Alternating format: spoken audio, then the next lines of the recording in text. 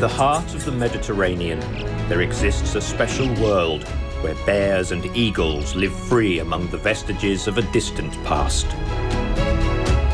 It is a veritable treasure trove of biodiversity that, from the Alps to the islands facing Africa, is home to riches of inestimable value. Thousands of species of plants and animals, including the continent's fiercest predators.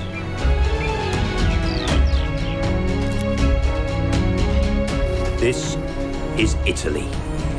Here, among the art and the history, a wild heart beats.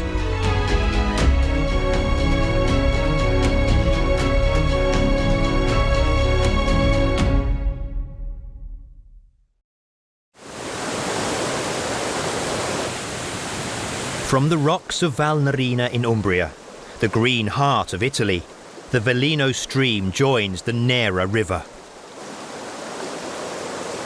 It does so spectacularly, with a fall of 165 meters. The Marmore Falls, one of the highest waterfalls in Europe, attracts visitors from all over the world. The waterfall is not only an evocative element of the Italian landscape, but also the location of an involuntarily man-made experiment in biological evolution, one that has now got out of control. The invasion of the River Tiber by the killer crayfish.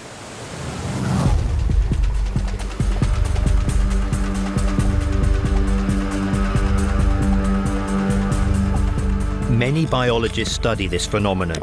All fishermen are worried about it, but very few people know that the invasion of killer crayfish is completely changing the ecological balance of freshwater lakes and streams, and in particular is causing the demographic boom of fishing water birds which nest on the banks of the Tiber.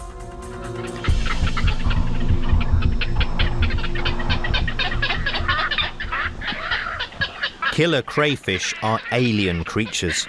They do not belong to the indigenous fauna of Italy and Europe. Birds do not care about that. They have just learnt the art of crayfishing to survive.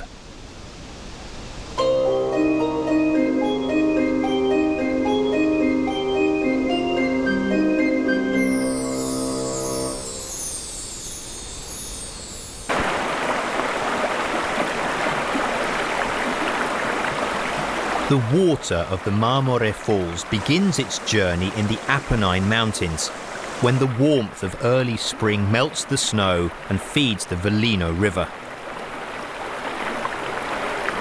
This is the habitat of the dipper. The water is freezing cold, but the dipper is very busy.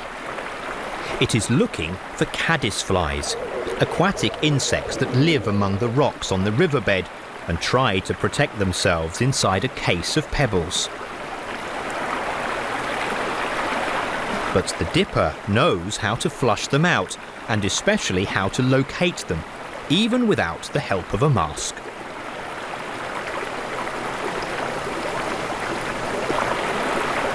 It dives courageously, its dense, waterproof feathers keeping it warm and dry, even when the temperature reaches 0.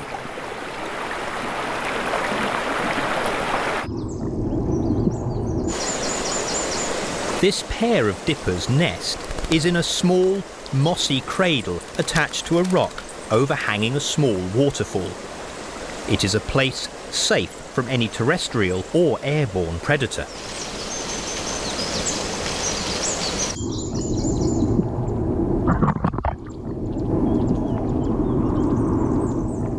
Just upstream from the waterfall, the river water is used to fill large tanks where American trout and crayfish are grown for human consumption.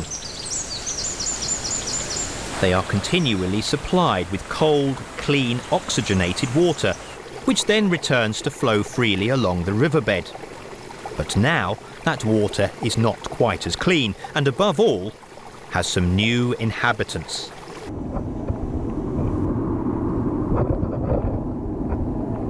A system of nets is supposed to prevent fish and crayfish from ending up in the water. It works most of the time, but not always. Some crayfish manage to escape and establish themselves in the river.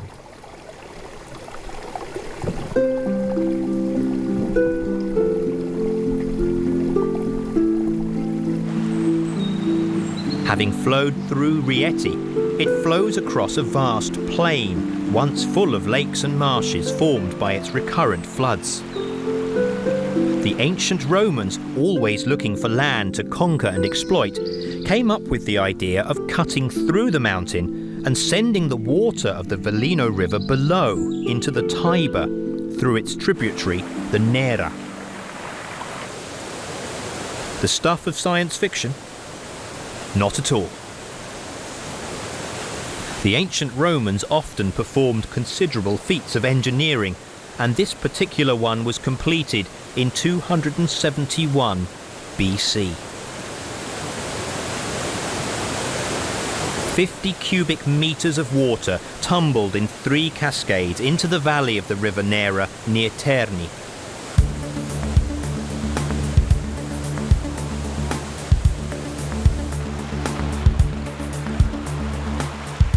The waters are home to some crayfish that have brilliantly handled the 165-metre plunge thanks to their protective shells.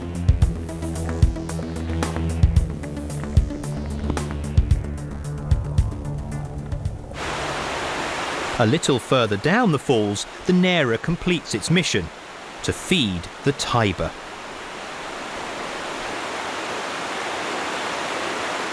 The Tiber is the 3rd longest river in Italy. It rises in the northern Apennines and flows for about 400 kilometres through Tuscany, Umbria and Lazio. The river flows slowly through a thick forest of willows, poplars and alders.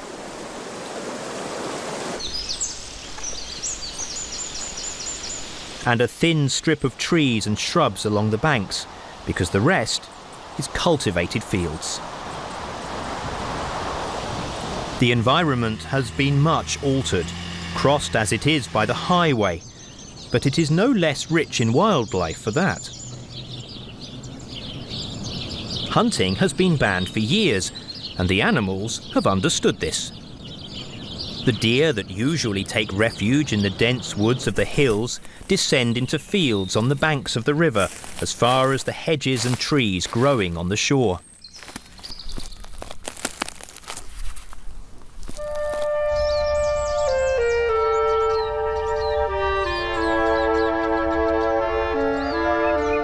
A dam stops the flow and gives rise to one of the largest artificial lakes in Italy. Lake Alviano. Unlike many other basins created for hydroelectric purposes, Lake Alviano is shallow, has gently sloping banks and is relatively wide, making it a mini Amazon in the heart of Italy. For the crayfish that survived the 165-metre plunge, this is paradise. The crayfish feel as if they have returned to the swamps of Louisiana and Florida, where their ancestors were caught before being imported into Europe half a century ago. In the muddy bottoms of the puddles, they can hide and look for food.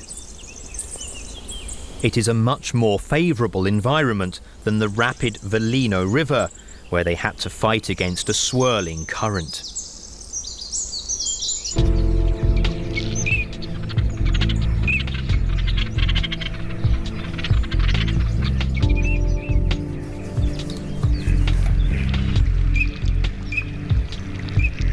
The fog gradually recedes over the expanse of waters and reeds. The birds seem to pierce the dense mantle with their calls.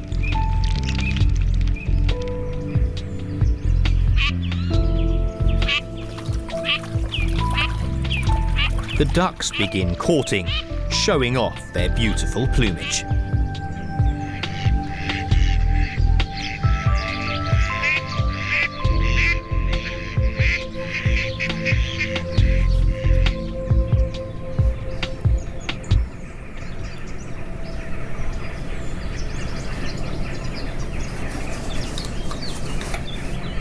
The Garganets still have a long way to go, but in the meantime, the males fight for the favours of the females.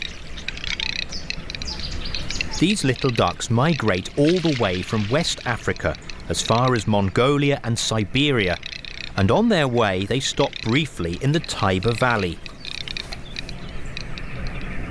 They are in a hurry and don't want to waste a minute. If they can get married en route and arrive at their destination as a couple, why waste the opportunity? A pair of shelducks woo each other. They don't need to migrate, they will stay here to nest. They are elegant, but rather aggressive creatures. The males will not tolerate other ducks, even small Garganets.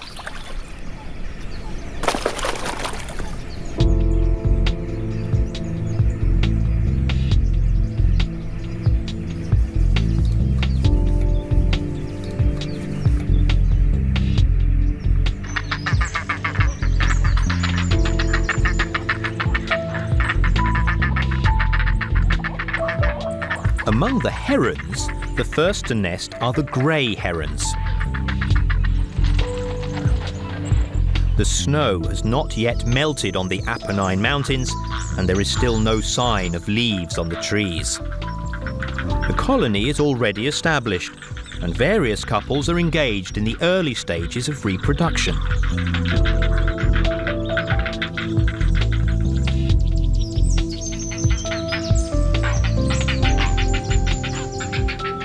First, they have to occupy a good fork in a tree. Then restore last year's nest or build a new one.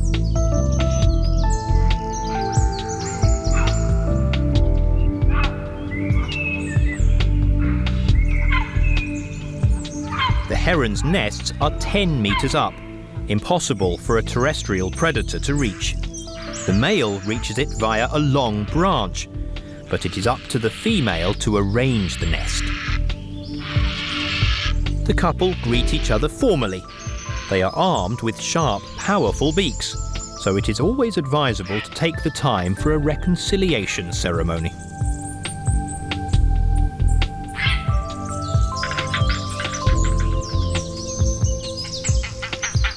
Nearby, another female is hatching her eggs. She doesn't move, checking out what is happening around her. For over a month, she will be sitting on the eggs during the day, getting her companion to take her place occasionally.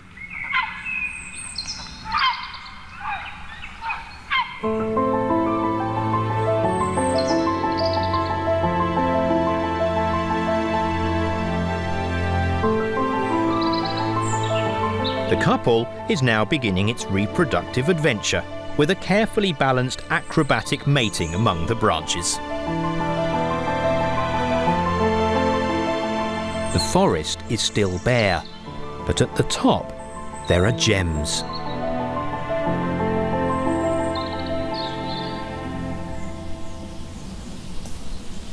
Small moths swarm around the first leaves. These are green longhorn. The males with their very long antennae are looking for females.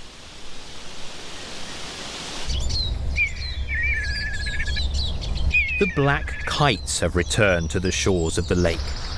They have spent the winter in Africa, south of the Sahara, and crossed the desert and the sea to get here. They are light, with long, broad wings, and can glide effortlessly, brushing by each other as they mark out the borders of their nesting area in the woods overlooking the lake shore.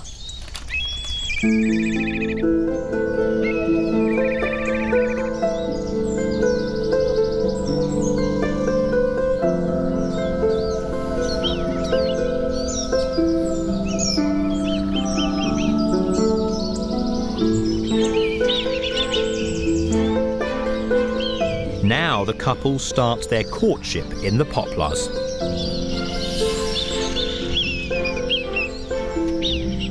A storm of what look like soft snowflakes floats through the air.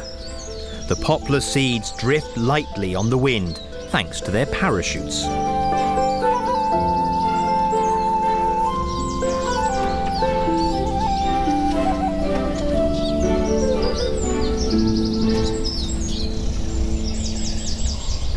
penduline tit has taken advantage of it to build its soft hanging nest, a small masterpiece made of poplar fluff.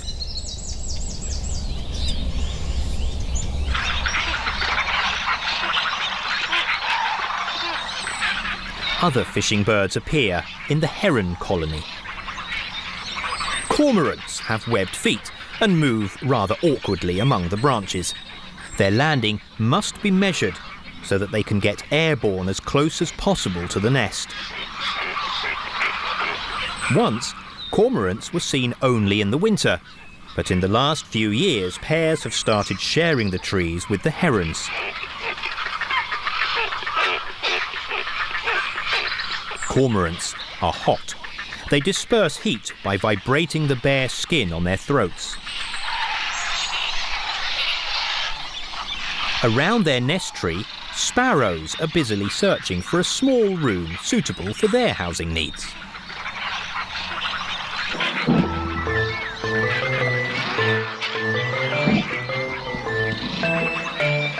From the top of the trees falls a continuous rain of guano, a concentrate of natural chemical compounds that fertilizes the water and the soil, encouraging an explosion of life that has its roots in the fertile silt on the ground.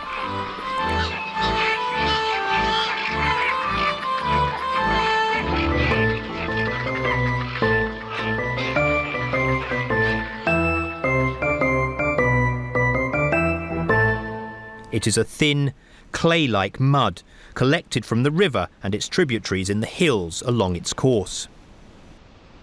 Many of the small animals that thrive in these waters function as delicate filters, like freshwater mussels. Mayfly larvae use special appendages to direct a stream of water full of organic particles towards their mouths. The juvenile form of caddisflies live in a case made of pebbles, cemented together by the mucus secreted by these small creatures. With their soft and defenceless bodies, this is their only hope of remaining safe.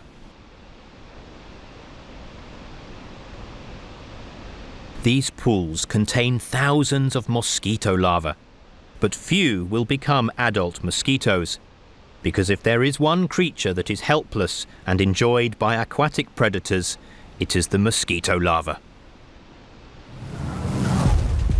If the larvae are disturbed, they move jerkily with serpentine movements and immediately push themselves downwards to reach deeper, safer water. At least, sometimes safer water. At the bottom of the pond is one of their deadliest enemies, lurking in their larval phase, the juvenile form, or nymph, of a dragonfly. A creature so well camouflaged it resembles organic debris. The dragonfly nymph moves very slowly and waits for its prey to come within striking distance of its buccal apparatus, which shoots forward like a net to capture and grip the victim, which has no chance to escape.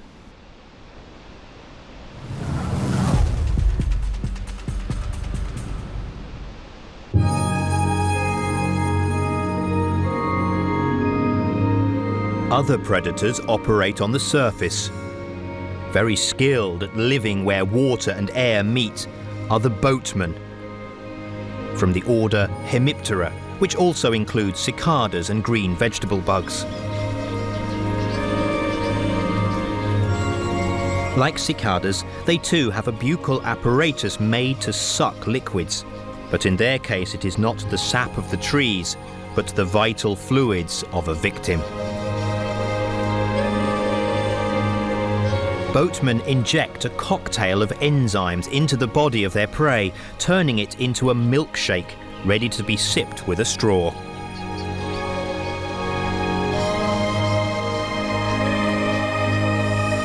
The crayfish are literally swimming in a soup of potential food.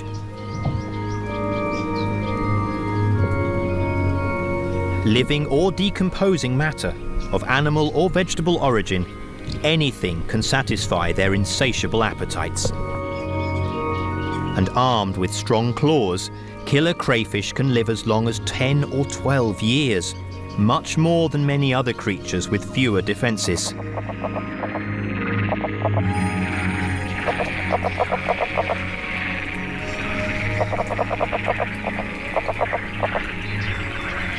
A group of egrets has found where the newts have come to reproduce and where the larvae of these amphibians begin to develop like small fish with legs.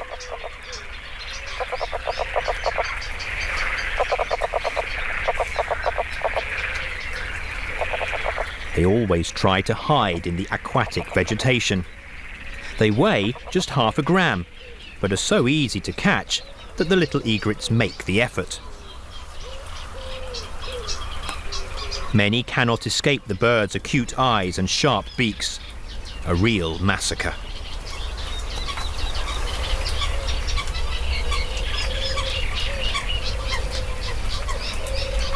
The little egrets keep their distances. Each specimen occupies and defends a small fishing or rather hunting ground. The denser aquatic vegetation helps the newts to hide, but the little egrets have found a way to flush them out. They move the plants and the mud with their feet, uncovering the last unlucky newts that have sought refuge on the riverbed.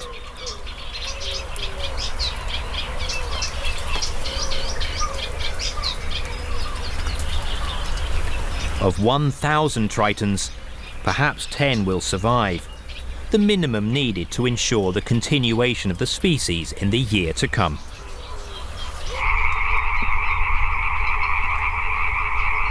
The water lily flowers begin to come out. Each water lily leaf is a two-sided ecosystem. The top serves as a resting point for dragonflies. Underneath, encrusted with microscopic algae, the large round surface accommodates aquatic snails and flatworms.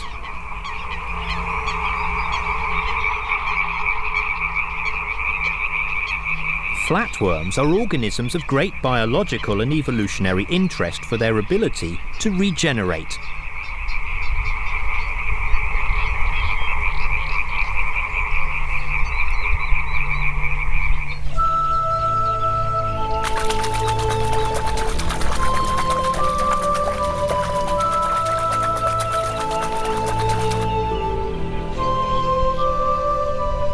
Crested grebes have adopted their most elegant plumage, with tufts of feathers on their heads and a colourful collar that expands onto their cheeks. The couple renews its bond with the penguin dance, so called for the upright position taken by the two dancers. They approach each other and offer aquatic plants that will be used to build the nest. Then they ceremoniously shake their heads to show off their collars.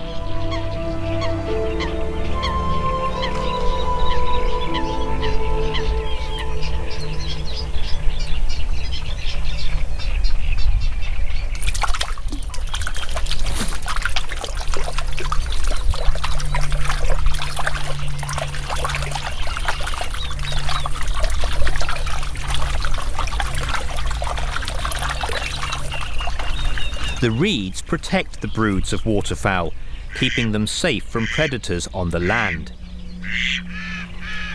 No fox can go deep into the water to reach the coot's raft or raid a brood of small hens.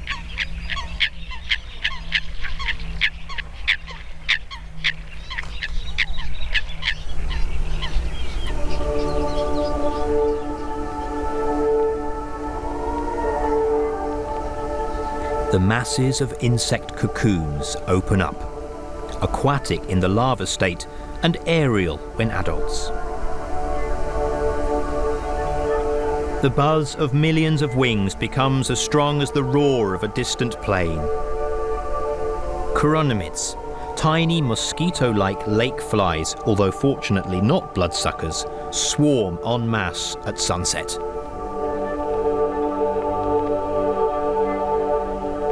They form clouds where males and females meet to mate, a real boon for insectivorous birds that have synchronized their reproductive activities with this explosion of flying plankton.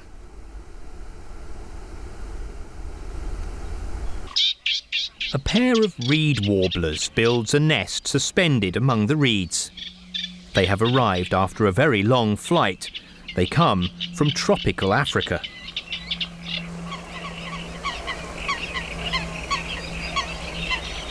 Twilight does not slow the pace of activity of birds that have just a few weeks to breed this season.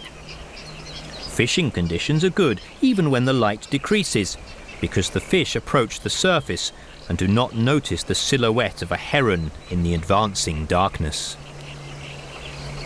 Jackdaws, on the other hand, love light and so go to sleep on their safe perches.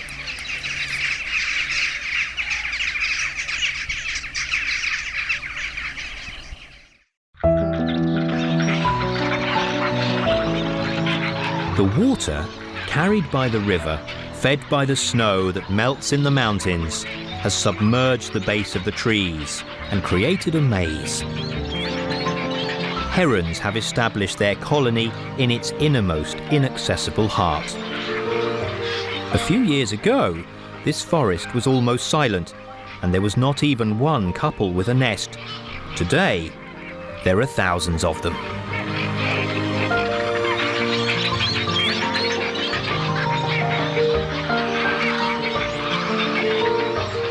Only those with webbed feet or long, stilt-like legs can move here. Many other species have joined the grey herons, and the city of birds is a lively place. The nests are distributed in apparently chaotic fashion, but in fact follow very precise rules to try to ensure a relatively peaceful coexistence.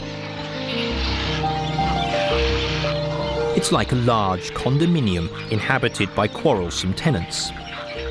The cormorants live on the upper floors, while the grey herons are right up in the attic.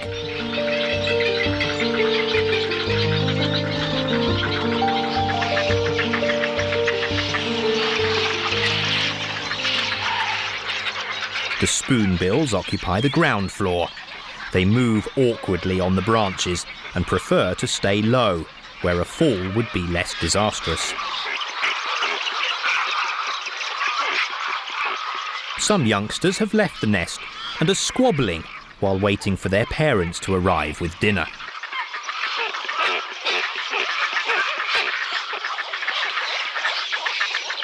Thanks to the many numbered rings on their legs, put there by ornithologists in various European colonies, it has been possible to reconstruct the journey that led them to settle on the banks of the Tiber.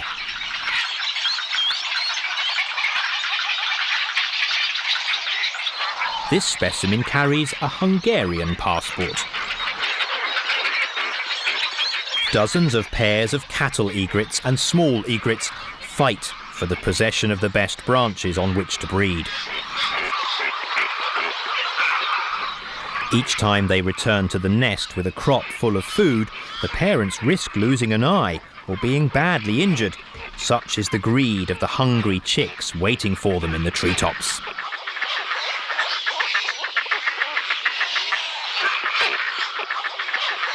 Eating is a matter of life or death for the baby egrets and the growing little egrets, and siblings fight with no holds barred 20 metres up in the air.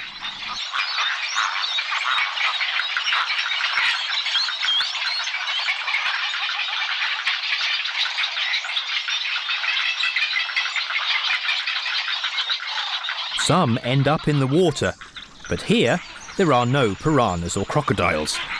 Gradually, the little heron can reach the shore and get dry.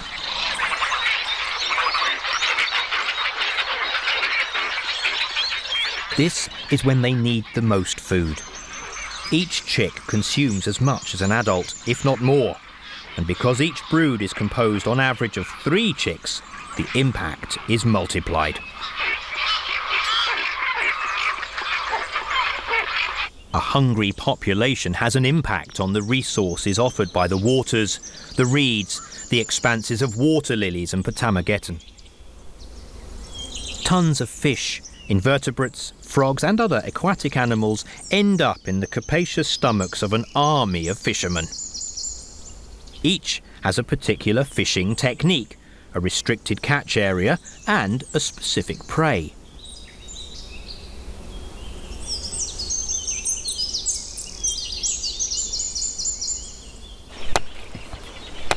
The egrets have found a school of small fish just below the embankment of the dam. They fight to get the best position. Some prefer to fish in solitude.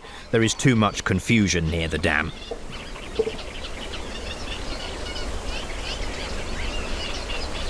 This one has found a small frog among the leaves of the Potamageton.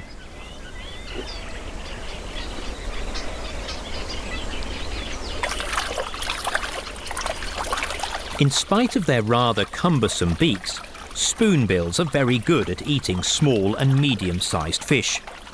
Some crayfish can end up amongst them.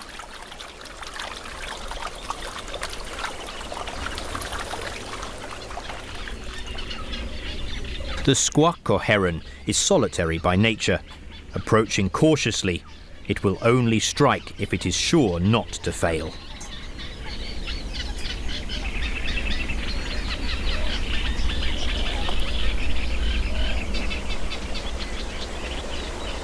Pygmy cormorants fish in the shallow waters among the vegetation. They look underwater, searching for crayfish, their favourite prey, which hide very well in the mud and among the plants. Night herons go fishing at night and spend the daylight hours almost motionless on the branches of the tree or in the water.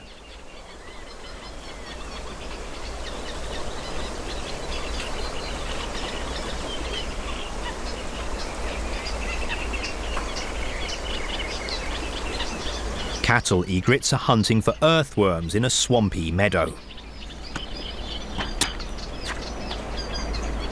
Unlike larger herons, these show a marked preference for invertebrates, as do black-winged stilts, relatives of snipes.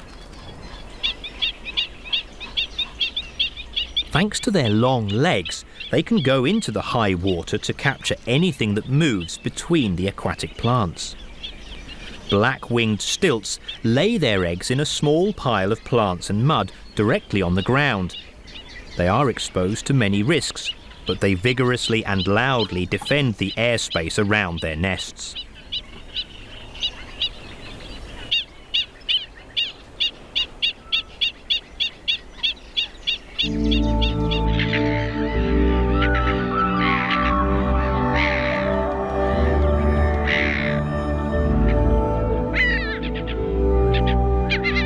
Laterinos are small fish weighing a few grams, but 10 laterinos make almost 1 ounce, and 50 laterinos make the average daily ration of a cormorant.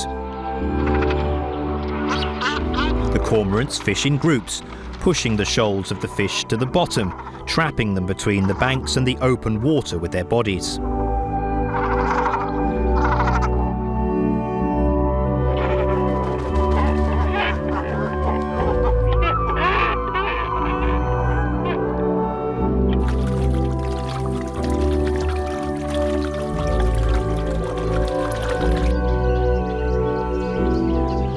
Solemn, on the top of a pole, an osprey consumes its prey. Now it cleans it calmly, hoping that no crow or seagull will bother it.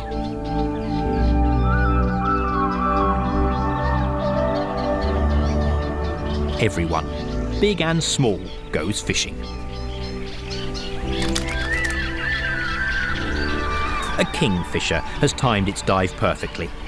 Although tiny, this bird is perhaps the most skillful of fishermen. Out of 100 attempts, it misses no more than 10.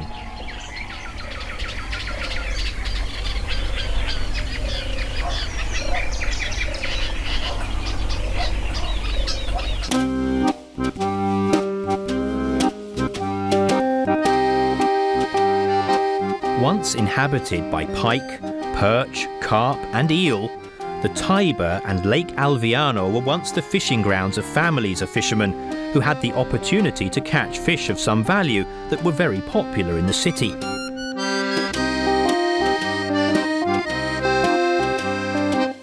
Then, at the end of the last century, the ecological balance was destroyed because the river and the lake were invaded by exotic fish, true aliens, imported to meet the demands of fishermen without the slightest concern about what might happen. The indigenous species have disappeared thanks to the alien species, and because they are of no commercial interest, no one catches them anymore.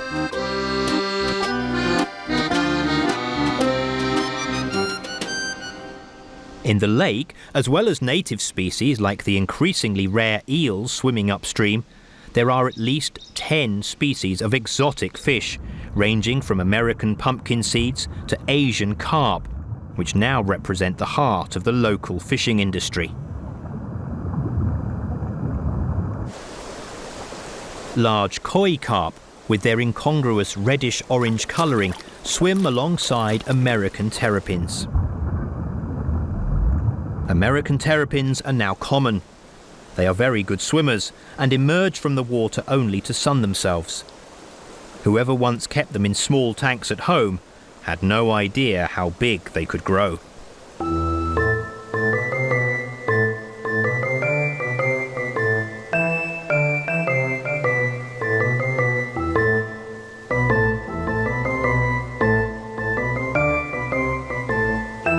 A grey heron is peering through the reeds. It has spotted something interesting.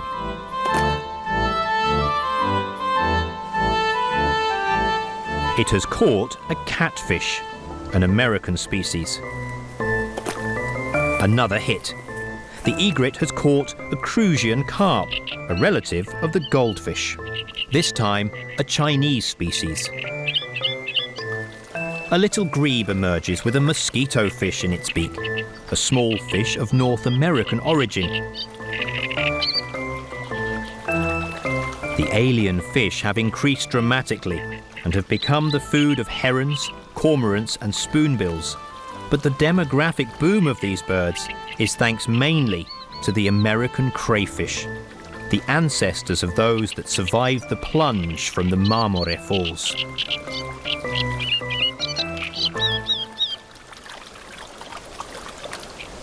This family of grebes has specialised in hunting killer crayfish. This one is a bit too big, and the chicks have some problems eating it.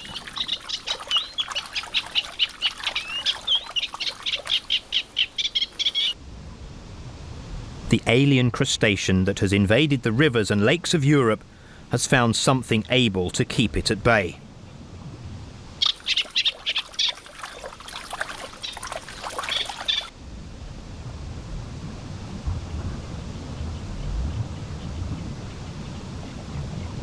The crayfish are the staple on the menu for each species. Even a lonely, sacred ibis has arrived from who knows where to eat crayfish. The killer crayfish have now turned into prey. They provide 90% of the food in this ecosystem, now modified by the presence of exotic species, fish, turtles, but also koipu. Even the vegetation is affected by the new tenants. Once, there was a risk that the reeds would become too dense, but now there are those who diligently eat the reeds and the buds of any plant. Reeds are to koipu as bamboo is to pandas. A rich population of koipu is now firmly established on the shores of Lake Alviano. Koipu are American citizens with long-term residence permits. They are rodents vaguely similar to a large rat or beaver and come from South America. They would have been happy to stay there, but in the last century they were imported into Europe to provide fur. Some of the more fortunate have managed to escape and now hide on the banks of rivers and lakes, leading a clandestine existence. Now that koipu fur is no longer fashionable, they can set foot outside and devote themselves to their families and to their favourite activities without fear of being turned into a jacket.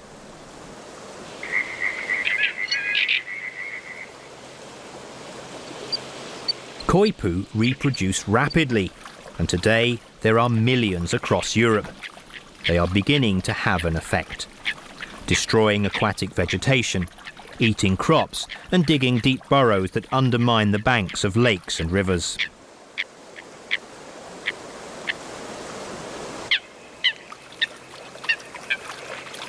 Strictly vegetarian, Koipu usually do not interfere with birds, but they are so stout that they could destroy nests just in passing.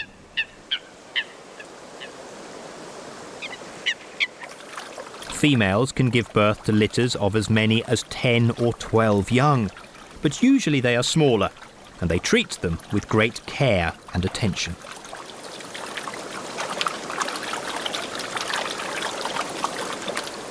Mother and child share moments of great tenderness. Who said rats, even giant ones, cannot be affectionate?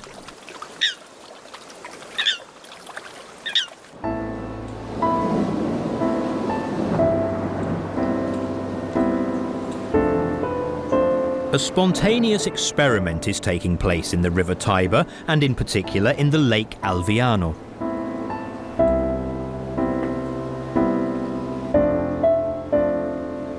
The lake is a globalized ecosystem, an anticipation of what could be the future of many environments around the world, which have been gradually conquered by a handful of adaptable and intrusive alien species that hunt indigenous species, but also cohabit with them, establishing a new and complex network of ecological links.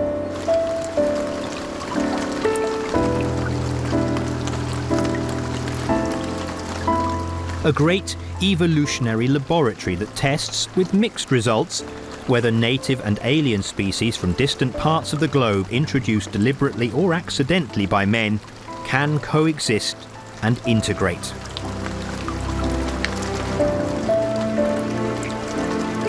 In this great experiment of globalized biodiversity, although the actors have changed, the law is always the same: eat or be eaten.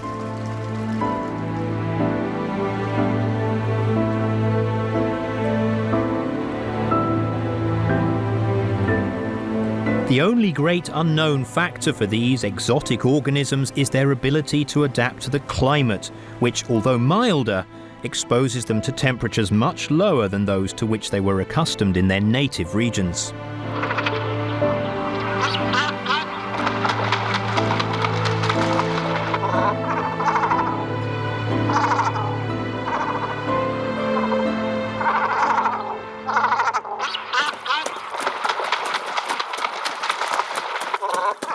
Flocks of cormorants invade the lake, adding to the residents who are suddenly overwhelmed by northern migratory birds. A flock of cormorants operates as a closely knit team. They have decided to fish in a body of water. Who knows which individual made this decision, but it was done so decisively that others have followed, and the group has grown. They start from one end, moving as a unit towards the opposite bank.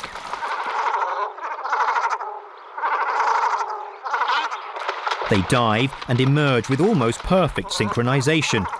Their sharp, hooked beaks catch fish that cannot escape.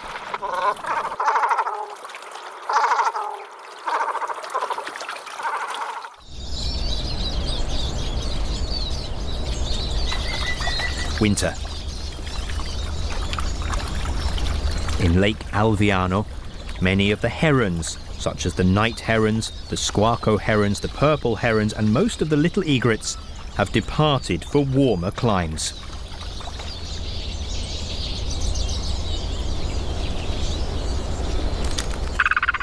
On the other hand, the population of great egrets, stately hunters operating in the high waters but also sometimes on land, has increased tenfold.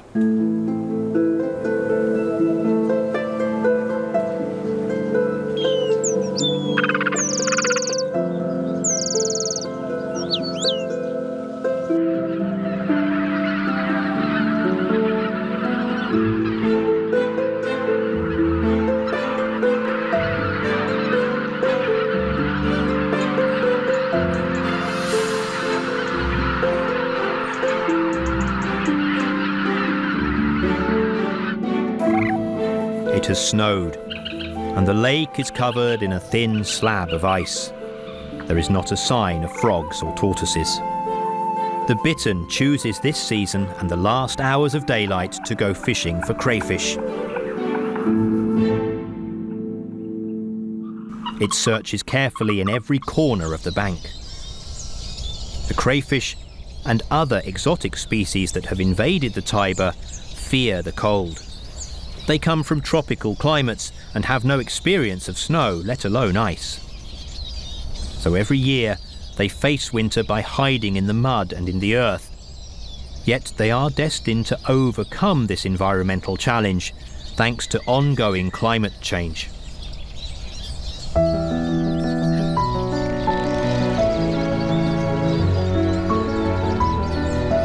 Winter temperatures are now milder. Cold and snowy winters are rare, and ice only lasts a few days. The descendants of the koipu and crayfish have been increasingly selected to withstand moderate waves of frost, and so you can be sure that the Tiber and its lake will look more and more like a tropical waterway, and killer crayfish and American turtles will no longer struggle to survive. We need to prepare for a future of cohabitation with the aliens. The river of the ancient Romans has taught us that a new coexistence is possible.